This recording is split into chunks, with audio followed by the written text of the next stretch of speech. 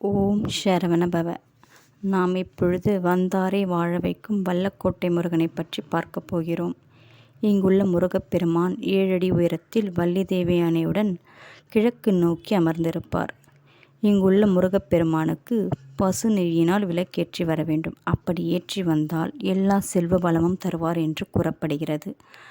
நாம் இந்த கோவிலுக்கு எந்த செல்வத்தை இழந்துவிட்டு வந்தாலும் அந்த செல்வத்தை மீட்டு கொடுப்பார் இங்குள்ள சுப்பிரமணிய சுவாமி என்று கூறப்படுகிறது. இக்கோவிலுக்கு வரும் பக்தர்களுக்கு எதிரிகள் இருக்க மாட்டார்கள். அப்படி இருந்தாலும் அவர்கள் தானே அழிந்து விடுவார்கள் என்று ஐதீகம்.